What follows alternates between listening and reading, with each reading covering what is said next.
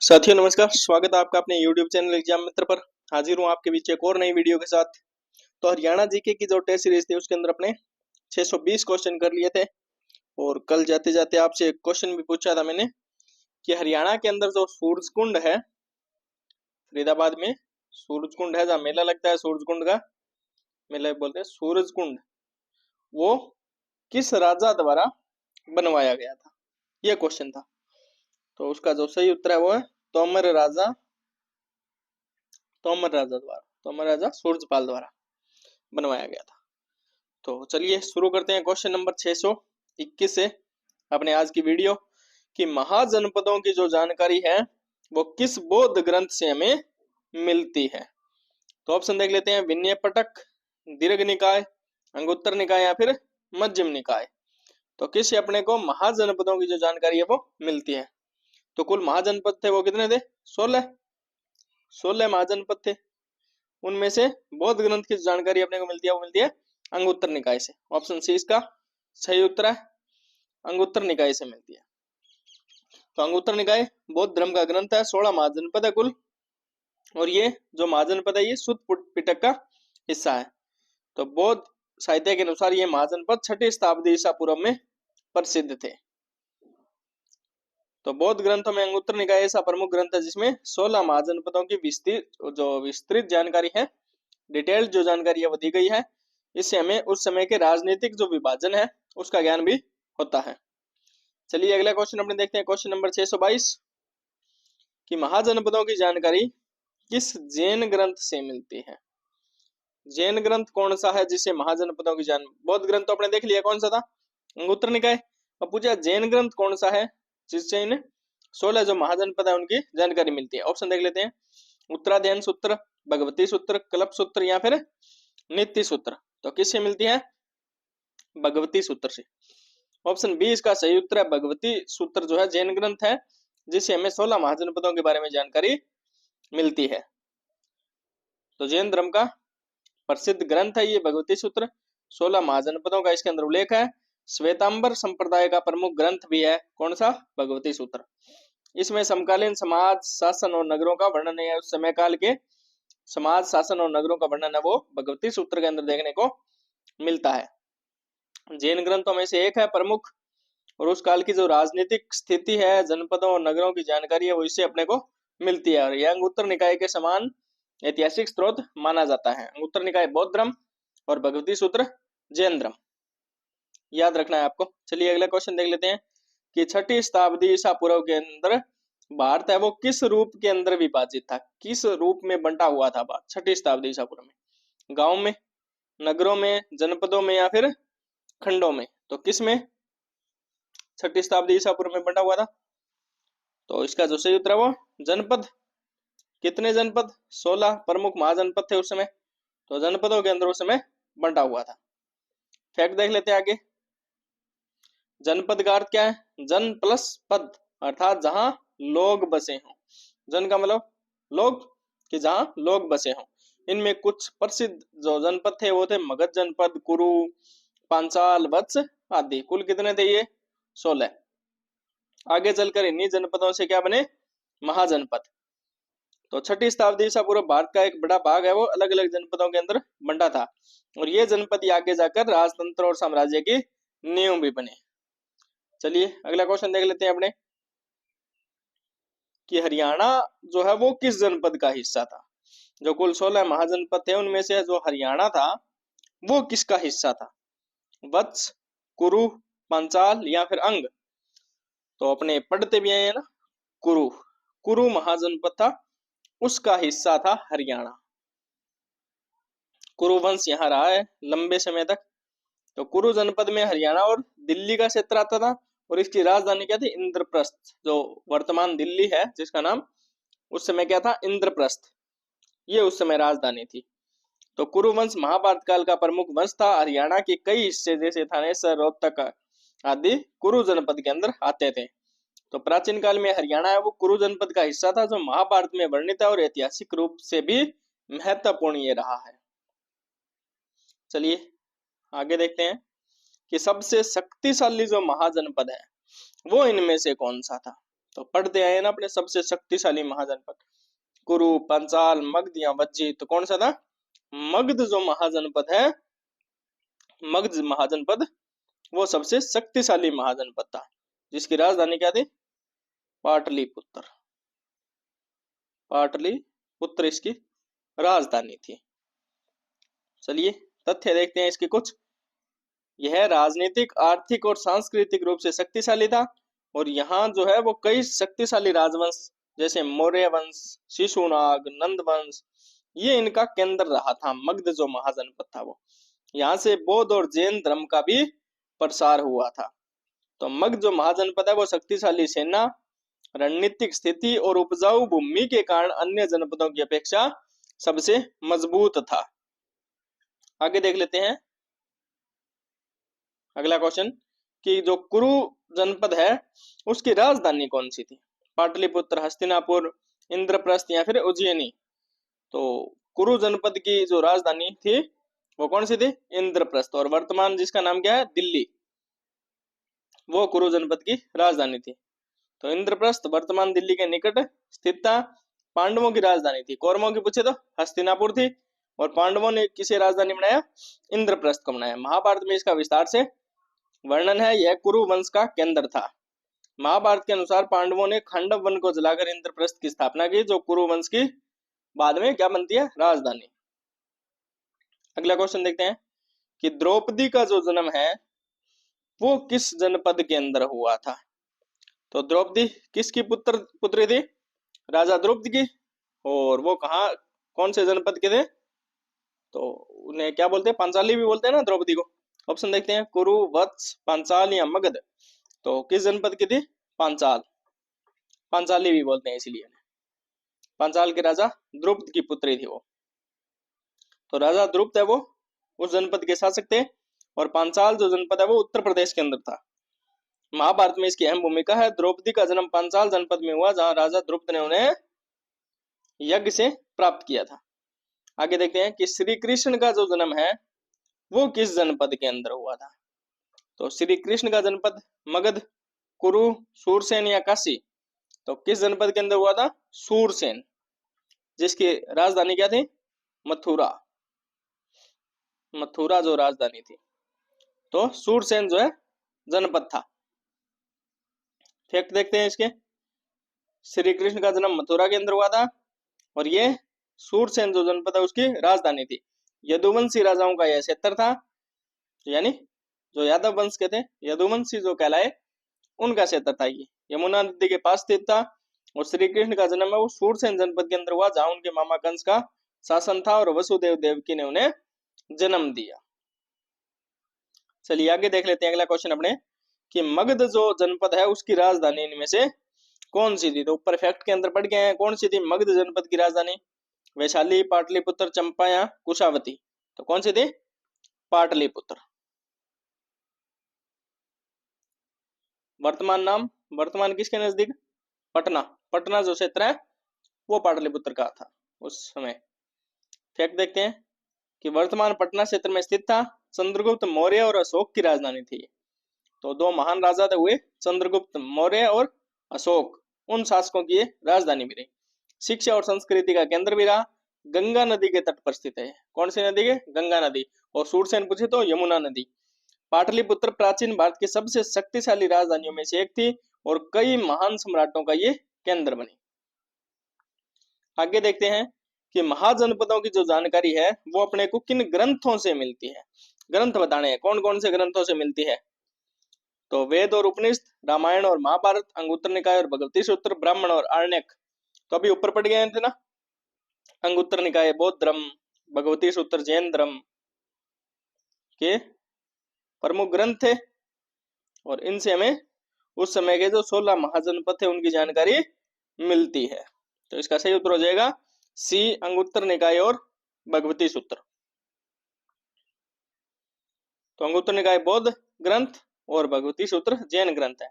16 महाजनपदों का इसके अंदर उल्लेख है और ये जो ग्रंथ है वो 6ठी शताब्दी ईसा पूर्व के समाज को दर्शाते हैं। चलिए अगला क्वेश्चन देख लेते हैं कि मौर्य वंश का जो शासनकाल है वो कब से कब तक रहा? मौर्य वंश पूछा है। तो 326 से 200 ईसा पूर्व, 322 से 185 ईसा पूर्व, 321 से 150 ईसा पूर्व, या फिर 300 से 200 ईसा पूर्व। तो मौर्य वंश का जो शासन काल है वो रहा 322 से 185 ईसा पूर्व। ऑप्शन बी इसका सही उत्तर है। तथ्य देख लेते हैं। मौर्य वंश की स्थापना 322 ईसा पूर्व में हुई, और अंतिम जो इसका मौर्य शासक था वो कौन था? बृहदर्थ। तो अंतिम मौर्य शासक बृहदर्थ। और 185 ईसा पूर्व में पुष्यमित्र जो शुंग ने मौर्य वंश का अंत किया था। पुष्यमित्र शुंग ने, शुंग वंश के जो थे पुष्यमित्र शुंग, उन्होंने इस वंश का अंत किया था। यह वंश भारत का पहला विशाल साम्राज्य था। बड़ा साम्राज्य रहा, बड़े क्षेत्र के अंदर फैला रहा और लंबे समय तक जो टिका रहा।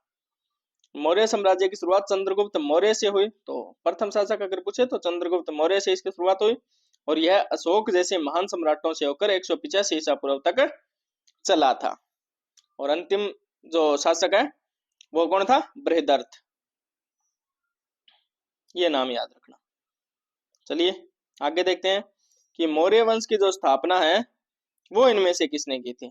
अशोक, बिंदुसार, चंद्रगुप्त मौर्य या फिर चाणक्य? तो किसने की थी? चंद्रगुप्त मौर्य ने। प्रथम शासक स्थापना करने वाला चंद्रगुप्त मौर्य, और अंतिम बृहदर्थ। ये याद रखना है आपको।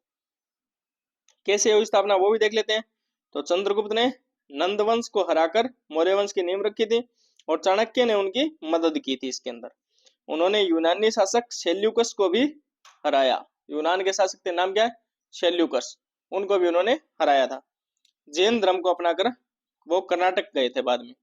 तो चंद्रगुप्त मौर्य ने चाणक्य की मदद से एक संगठित साम्राज्य की नींव रखी और भारत के पहले बड़े सम्राट बने थे। आगे देखते हैं कि चंद्रगुप्त मौर्य हैं, उनका शासनकाल कब था, कब से कब तक रहा?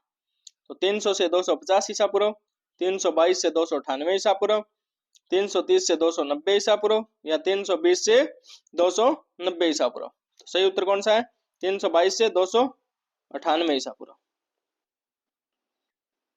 ये शासनकाल आता चंद्रगुप्त मौर्य का। किसको हराकर बैठे थे? नंदवंश। नंदवंश को हराकर गद्दी पर बैठे थे, और मौर्य जो प्रशासन है उसकी उन्होंने नींव रखी। यूनानी आक्रमणों को उन्होंने रोका, और जीवन के अंतिम वर्षों में जैन बन गए थे। कहां चले गए थे? कर्नाटक। तो 322 से 298 ईसा पूर्व तक चंद्रगुप्त ने शासन किया, और शासन के बाद कर्नाटक के श्रवण बेलगोला के अंदर उन्होंने संन्यास ले लिया था। अगला देखते हैं कि चाणक्य किसके प्रधानमंत्री थे? चाणक्य किसके प्रधानमंत्री थे? तो ऑप्शन देख लेते हैं। अशोक, बिंदुसार, चंद्रगुप्त मौर्य या चंद्रगुप्त द्वितीय? किसके थे? जो प्रथम शासक थे मौर्य वंश के चंद्रगुप्त मौर्य, उनके प्रधानमंत्री थे चाणक्य। इन्हीं की मदद से उन्होंने नंदवंश को हराया था। फैक्ट देख लेते हैं कि चाणक्य को और क्या बोलते हैं? कौटिल्य भी और विष्णुगुप्त भी उनको बोलते हैं। तो आपको याद रखना है चाणक्य के जो दो नाम है, कौटिल्य और दूसरा नाम है विष्णुगुप्त। तो उन्होंने अर्थशास्त्र ग्रंथ भी लिखा था। तो अर्थशास्त्र किसने लिखा? चाणक्य ने, या कौटिल्य ने, या विष्णुगुप्त ने। तीनों ही सही होंगे। नंदवंश के खिलाफ चंद्रगुप्त को उन्होंने तैयार किया था, और मौर्य प्रशासन की रूपरेखा भी उन्होंने ही बनाई थी। तो चाणक्य जो थे वो एक महान अर्थशास्त्री और रणनीतिकार थे, जिन्होंने चंद्रगुप्त को सत्ता दिलाई और खुद क्या बने? प्रधानमंत्री बने थे। आगे देखते हैं कि चाणक्य के अन्य नाम क्या थे। अभी ऊपर पढ़ गए हैं। क्या थे? विष्णुगुप्त और कौटिल्य, ब्राह्मण और बृहस्पति, तक्षशिला और पाणिनि, पतंजलि और सुश्रुत। तो क्या नाम थे? विष्णुगुप्त और कौटिल्य। ऑप्शन ए इसका सही उत्तर है। तो कौटिल्य उनका गोत्र नाम था। गोत्र नाम क्या था? कौटिल्य। और विष्णुगुप्त उनका पारिवारिक नाम था। चाणक्य उनका प्रसिद्ध उपनाम था। चाणक्य नाम वो सबसे अधिक प्रसिद्ध हुआ। कौटिल्य उनका गोत्र नाम था। विष्णुगुप्त उनका पारिवारिक नाम था। अर्थशास्त्र की उन्होंने रचना की। देखिए 4 क्वेश्चन बन रहे हैं इससे। तो चाणक्य के कई नाम थे जो उनके जीवन और विद्वता को दर्शाते थे हैं, विशेष रूप से उनकी रणनीतिक योग्यता के कारण। देखिए आज भी कुछ रणनीति बनानी हो तो किसका जिक्र आता है? सबसे पहले चाणक्य। चाणक्य का जिक्र आता है। बुद्धिमता के रूप में किसी का जिक्र आए तो कौटिल्य नाम आता है सबसे पहले आगे। तो ये याद रखना है। चंद्रगुप्त मौर्य के बाद में गद्दी पर कौन बैठा था? तो चंद्रगुप्त मौर्य के बाद कौन बैठे? अशोक, बिंदुसार, हर्यक या फिर समुद्रगुप्त? कौन बैठे? बिंदुसार। चंद्रगुप्त मौर्य के बाद बिंदुसार बैठे थे। बिंदुसार कौन थे? चंद्रगुप्त के पुत्र, और ग्रीक स्त्रोतों में उसे अमित्रघात जो है वो कहा गया है। उसने दक्षिण भारत तक अभियान चलाए। उसके दरबार में यूनानी राजदूत दिमेत्रियस जो है वो भी आए थे। तो बिंदुसार ने चंद्रगुप्त की विरासत को आगे बढ़ाया और मौर्य साम्राज्य को दक्षिण की ओर भी बढ़ाया था। चलिए आगे देखते हैं अगला क्वेश्चन। क्वेश्चन नंबर 637 की बिंदुसार के पुत्र का नाम क्या था? चंद्रगुप्त द्वितीय, अशोक, समुद्रगुप्त या कालाशोक? तो महान शासक रहे अशोक, बिंदुसार के पुत्र थे। तो बिंदुसार के पुत्र का नाम क्या था? अशोक, जो बाद में सबसे प्रसिद्ध जो मौर्य शासक भी बनते हैं। बिंदुसार के सबसे प्रसिद्ध पुत्र, और उसे कलिंग युद्ध के बाद दो बौद्ध धर्म के अंदर आस्था हुई थी। कलिंग में जो जितने लोग मारे गए थे उससे वो आहत होते हैं और बाद में बौद्ध धर्म को वो स्वीकार करते हैं। उसने कई बौद्ध स्तूप और शिलालेख बनवाए और भारत के सबसे महान सम्राटों के अंदर गिना जाता है। किसको गिना जाता है? अशोक को। तो अशोक का जो शासन है वो बिंदुसार के बाद में आया और उसने बौद्ध धर्म को राज्य धर्म के रूप में अपनाया था। आगे देखते हैं कि चंद्रगुप्त मौर्य है वो किस धर्म को मानते थे? तो चंद्रगुप्त मौर्य किस धर्म को मानते थे? बौद्ध, वैदिक, जैन या फिर आजीवक? तो वो मानते थे जैन धर्म को। कहाँ चले जाते हैं अंत में वो? कर्नाटक, श्रवण बेलगोला, जहां वो संन्यास धारण करते हैं। फैक्ट देख लेते हैं इसके। तो जैन धर्म को मानते थे। जैन जो है, जैन मुनि भद्रबाहु थे, वो उनके गुरु थे और जीवन के अंतिम वर्ष जो है वो श्रवण बेलगोला कर्नाटक के अंदर वो बिताते हैं। फिर वो संन्यास लेते हैं और उपवास से वो मृत्यु प्राप्त करते हैं। तो चंद्रगुप्त मौर्य ने राजनीति से संन्यास लेकर जैन धर्म अपनाया और दक्षिण भारत के अंदर अपना जीवन है वो समाप्त कर दिया था। बिंदुसार किस संप्रदाय के थे? बिंदुसार किस संप्रदाय के थे? जैन, बौद्ध, वैदिक या फिर आजीवक? तो किस संप्रदाय के थे? आजीवक। देखिए पहले शासक हुए चंद्रगुप्त मौर्य, कौन सा धर्म अपनाते हैं? जैन। उसके बाद आए बिंदुसार, कौन सा अपनाते हैं? आजीवक संप्रदाय। उसके बाद आते हैं अशोक, कौन सा धर्म अपनाते हैं? बौद्ध। यानी तीनों अलग अलग धर्म जो है वो अपनाते हैं। तो फैक्ट देख लेते हैं इसके। आजीवक संप्रदाय की स्थापना मक्खली घोषाल ने की थी और यह एक नास्तिक परंपरा मानी जाती थी। भाग्यवाद में इनका विश्वास था और बिंदुसारी संप्रदाय से काफी प्रभावित होते हैं। बिंदुसार ने आजीवक संप्रदाय को संरक्षण दिया जो उस समय का प्रमुख धर्म दर्शन था। चलिए अगला क्वेश्चन देखते हैं कि अशोक किस धर्म का अनुयायी था? अभी फैक्ट के अंदर ऊपर पड़ गया है कि बौद्ध, जैन, वैदिक या आजीवक। तो जो अशोक थे वो बौद्ध धर्म के अनुयायी थे और ये कलिंग जो युद्ध है उसके बाद बौद्ध धर्म को स्वीकार करते हैं। कलिंग युद्ध के बाद में सम्राट अशोक ने बौद्ध धर्म स्वीकार किया कलिंग युद्ध के बाद, और उन्होंने तीसरी बौद्ध संगीति भी करवाई। उसके स्तंभ व शिलालेख बौद्ध धर्म प्रचार के लिए प्रसिद्ध है। उसे धम्म के प्रचारक के रूप में भी जाना जाता है। अशोक ने हिंसा त्याग कर बौद्ध धर्म को अपनाया और पूरे भारत में धम्म का प्रचार किया। अगला क्वेश्चन देखते हैं कि हरियाणा में अशोक का पैतृक राज्य है वो किसे माना जाता था? तो हरियाणा में किसे माना जाता था? कुरुक्षेत्र, थानेश्वर, पानीपत या अंबाला? तो किसे? थानेश्वर को। हरियाणा में अशोक का पैतृक जो राज्य है वो थानेश्वर को माना जाता है। थानेश्वर हरियाणा का ऐतिहासिक नगर है और इसे अशोक के पूर्वजों की भूमि भी माना जाता है। यह प्राचीन समय में महत्वपूर्ण धार्मिक और सांस्कृतिक केंद्र था। बाद में वर्धन वंश की है ये राजधानी भी बनता है।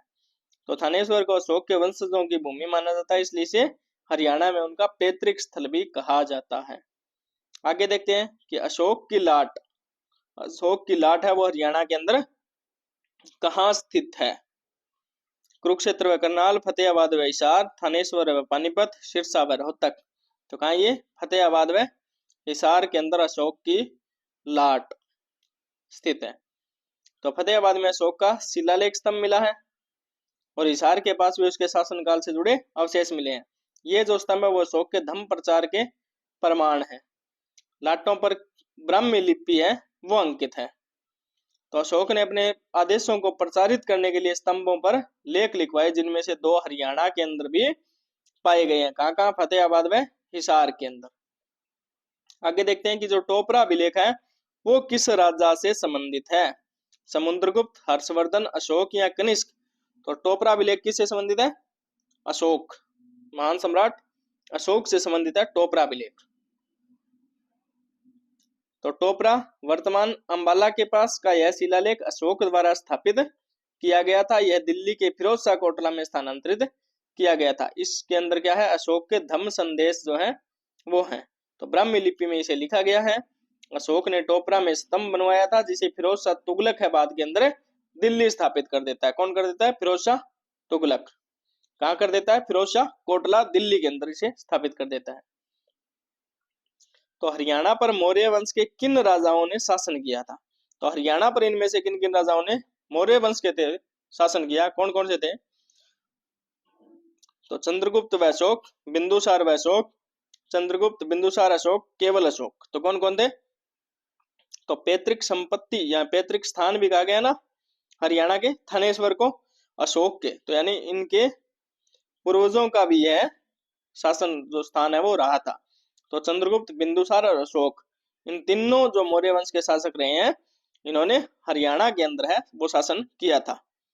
फैक्ट देख लेते हैं इसके आगे कि मौर्य वंश ने उत्तर भारत से दक्षिण भारत तक विस्तार किया था और हरियाणा इस साम्राज्य का हिस्सा था।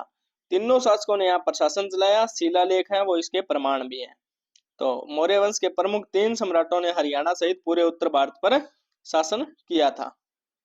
अगला क्वेश्चन देखते हैं कि हरियाणा मौर्य वंश के अधीन कब से कब तक रहा?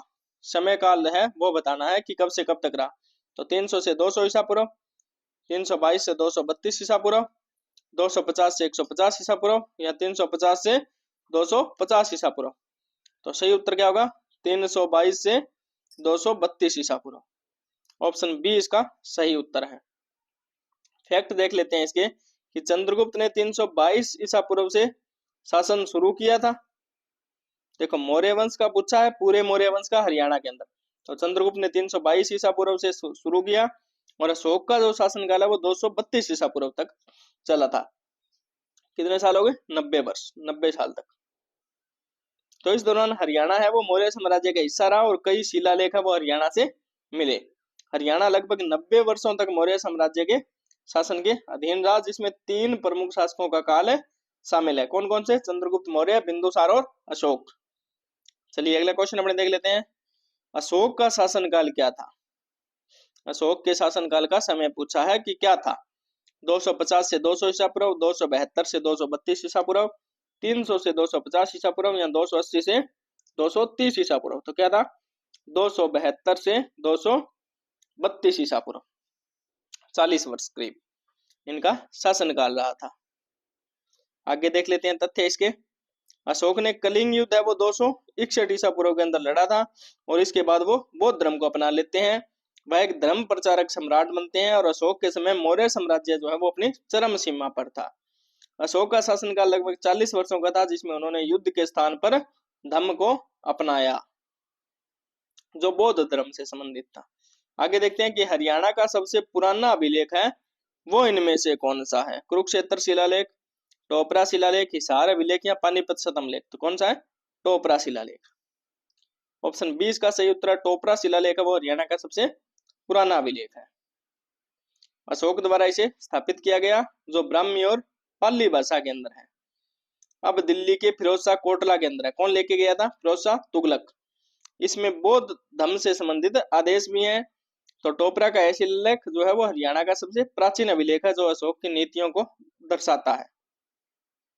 अगला क्वेश्चन देख लेते हैं कि अशोक ने हरियाणा में एक स्तूप का निर्माण करवाया जिसमें महात्मा बुद्ध के अवशेष रखे हैं। ये कहाँ पर स्थित है? तो हिसार, थानेश्वर, रोहतक या गुरुग्राम। कहाँ है ये? थानेश्वर के अंदर। थानेश्वर के अंदर एक स्तूप का उन्होंने निर्माण करवाया था जहाँ क्या है? महात्मा बुद्ध के अवशेष रखे हुए हैं। तो थानेश्वर में प्राचीन बौद्ध स्तूप के अवशेष भी मिले हैं। इसमें बुद्ध के अवशेष रखे गए हैं और यह मौर्य काल में बना हुआ है। तो भारतीय पुरातत्व जो सर्वेक्षण है इसने अपनी खुदाई के अंदर इसकी पुष्टि की थी। चलिए अगला क्वेश्चन देख लेते हैं अपने। क्वेश्चन नंबर 649 कि हरियाणा में मौर्य वंश के पतन के बाद किसका उदय होता है? तो मौर्य वंश के बाद कौन सा वंश आता है हरियाणा के अंदर? वर्धन वंश, गुप्त वंश, गणराज्य या फिर शक वंश। तो कौन सा आता है? गणराज्य। गणराज्य की स्थापना जो है वो होती है किसके बाद, मौर्य वंश के पतन के बाद में।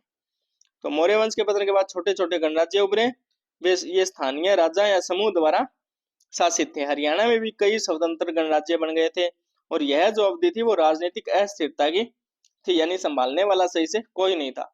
तो मौर्य वंश के पतन के बाद केंद्रीकृत जो शासन वो है वो खत्म होता है, और हरियाणा में भी गणराज्यों का उदय होता है। चलिए अगला क्वेश्चन देखते हैं कि चंद्रगुप्त मौर्य ने कितने महाजनपदों को जीता था। तो कुल महाजनपद कितने थे, 16 पूछा है। चंद्रगुप्त मौर्य ने इनमें से कितनों को जीता, 8, 10, 11 या 16। तो उन्होंने 8 जो महाजनपद थे वो जीते थे, यानी आधे जीते थे 16 में से। किसने, चंद्रगुप्त मौर्य ने।